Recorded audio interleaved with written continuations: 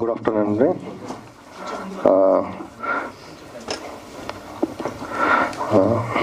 చాలా థ్యాంక్స్ నాకు ఈ అవకాశం ఇచ్చినందుకు శివప్రసాద్ గారికి.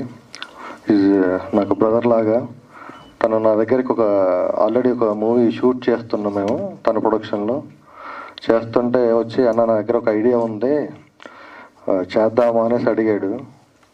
అనేసి ఈ ఐడియా చెప్పాడు అనమాట రారా గురించి.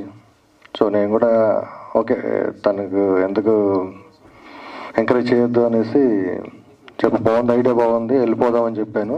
విత్ ఇన్ 1 monthలో తను మొత్తం ప్రిపేర్ అయ్యి వచ్చేసి అన్న షూట్కి వెళ్ళిపోతున్నాం మనం అని చెప్పేసి అనమాట. సో అలా ఈ రారాజా షూట్కి వెళ్ళిపోయి చాలా తక్కువ టైంలో మేము ఫినిష్ చేసాము. నాకు ఈ అవకాశం ఇచ్చిన శివప్రసాద్ గారికి చాలా థ్యాంక్స్ అండి. Thank you all. Thank you sir. So ఇందులో క్యారెక్టర్స్ ని మీరన్నా చూసారా సార్? మీకు కూడా ఫేస్ కవర్ చేసే సినిమా అంతా తీసేసారా? అంటే మేము చూసాము, ఎవరికి చూపెట్టదని చాలా కష్టపడి చూసాం. అందుకే నేను కూడా కవర్ చేసుకొని వచ్చాను, ఎవరికి అనిపించద్దని. Super sir, thank you. So Shekhar Chandra గారిని మాట్లాడవలసిందిగా రిక్వెస్ట్ చేస్తున్నాం. హలో అండి, ముందుగా మీడియాకి థ్యాంక్ యూ సో మచ్. ఎందుకంటే హీరో లేరు, హీరోయిన్ లేరు, అయినా వచ్చారు ఫిలిం ప్రమోట్ చేయడానికి. So only technicians in the director Shivaprasad గారు, రాహుల్ గారు, నేను అండ్ ఎడిటర్. సో ఈ సినిమా అంటే ఓన్లీ టెక్నీషియన్స్ మూవీనే చెప్పాలి, ఎందుకంటే ఎవరికి అనిపించరు కాబట్టి.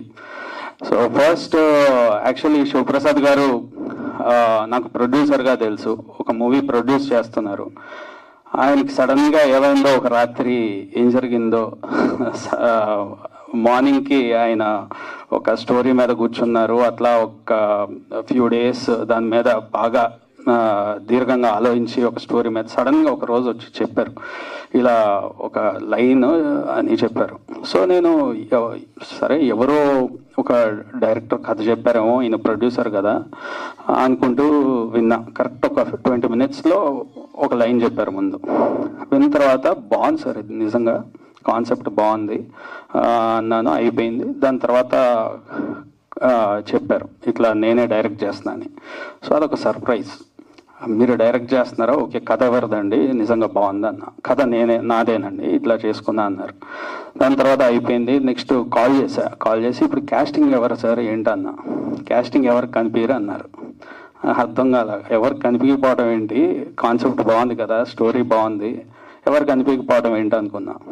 తర్వాత చెప్పారు ఇట్లా అసలు స్క్రీన్ మీద అంటూ ఫేసెస్ ఎవరు కనిపించరు, ఓన్లీ సజెషన్స్ స్టోరీ మీదే వెళ్తుంది. ఇది ఒక ఎక్స్పెరిమెంటల్గా చాలా గ్రౌండ్ వర్క్ చేసుకున్నాను. ఇది అన్నీ చెప్పారు. నేను చాలా కన్విన్స్ చేశా, మంచి కథ కదండి, చేస్తే బాగుంటుంది కదా, ఎవరైనా క్యాస్టింగ్ పెట్టుకుంటే బాగుంటుంది కదా మార్కెట్ కానీ అంతా అని. బట్ ఎంత స్ట్రాంగ్గా ఉన్నారంటే నన్ను కూడా కన్విన్స్ చేశారు. అట్ ద సేమ్ టైం నేను ఏం తీస్తున్నారో ఏంటో, అసలు వచ్చిన తర్వాత మనం ఏం టేబుల్ కుర్చీలు ఇవే చూస్తామేమో అట్లా అనుకున్నా. బట్ ఎంత ఇంటెన్సిటీగా విజువల్ రిచ్నెస్ కానీ అన్నీ ఎంత బాగున్నాయి అంటే ఆర్ఆర్కి వచ్చినప్పుడు ఐ ఫెల్ట్ వెరీ గుడ్. ఇది ఒక ఛాలెంజింగ్ ఫిల్మ్ మనం చేస్తున్నాము ఫస్ట్ టైం. సో ఫేసెస్ కనిపించకుండా మనం ఎమోషన్ తీసుకురావాలి. Let it be fear, comedy or horror intensity కానీ. సో అవన్నీ కూడా ఆర్ఆర్లోనే పండియాల్సి వస్తుంది, ఫేసెస్ ఎక్స్ప్రెషన్స్ లేకుండా. సో అది చూస్తే it's a really good experience. Hope you all will enjoy. So thank you so much.